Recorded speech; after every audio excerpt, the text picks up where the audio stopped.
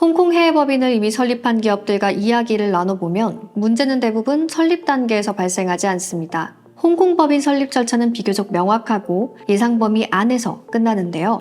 하지만 운영이 시작된 이후 현지 국가에 맞는 보고 체계, 자금 흐름, 세무 정합성에서 큰 차이가 벌어지죠. 결국 해외 진출을 시작할 때 법인들이 경계해야 하는 건 현지 사업을 위한 설립 이후의 구조입니다.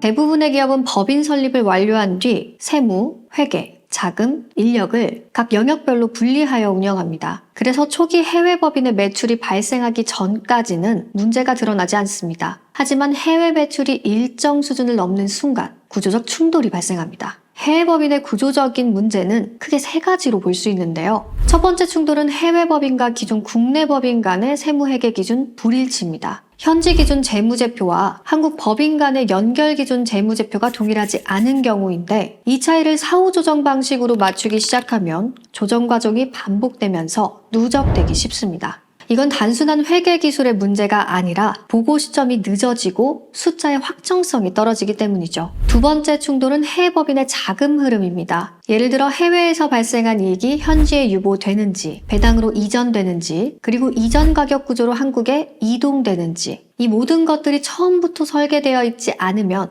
해외 법인의 이익은 존재하지만 한국 법인의 현금 흐름에는 즉시 반영되지 못합니다. 이때 발생하는 문제는 수익성 리스크라기보다 유동성, 가시성의 리스크입니다. 실제로 구조가 없는 해외 법인은 사업이 성장할수록 대표의 통제 가능 범위는 오히려 줄어들게 됩니다. 세 번째는 해외 법인의 자금 승인 및 통제가 잘 되지 않는 점입니다. 현지 법인의 지출 승인 권한과 한국 법인의 통제 권한이 명확하게 연결되어 있지 않으면 운영은 분산되고 책임은 집중됩니다. 이 구조는 감사 대응과 세무조사에서 가장 먼저 노출되기 때문에 문제가 발생했을 때 왜 이렇게 처리되었는지를 즉시 설명하기 어려운 구조가 만들어집니다. 즉, 회사의 리스크가 점점 커진다는 의미입니다. 방금 말씀드린 세 가지는 해외로 진출하는 국내 법인들의 선택사항이 아닙니다. 해외 법인이 일정 규모 이상으로 성장하면 반드시 정리되어야 할 구조입니다. 그런데 단순 설립 구조에서는 이 요소들이 각각 다른 시점에 다른 기준으로 다른 외부 전문가에 의해 관리됩니다.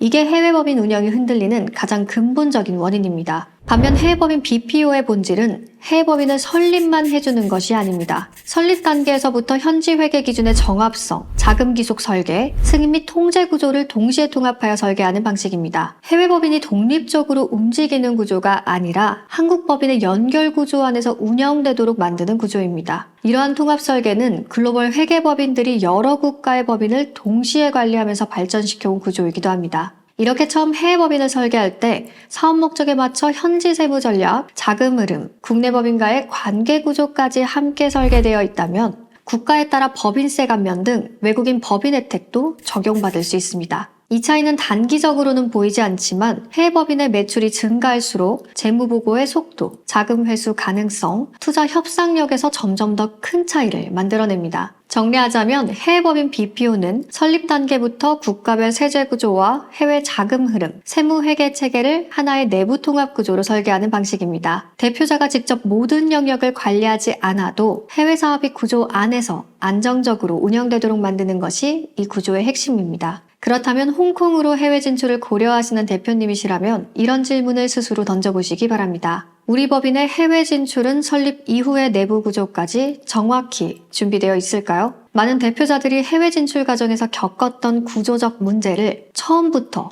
설계 단계에서 정리하는 방식이 해외 법인 BPO라고 볼 수 있습니다. 오늘도 영상 봐주셔서 감사합니다.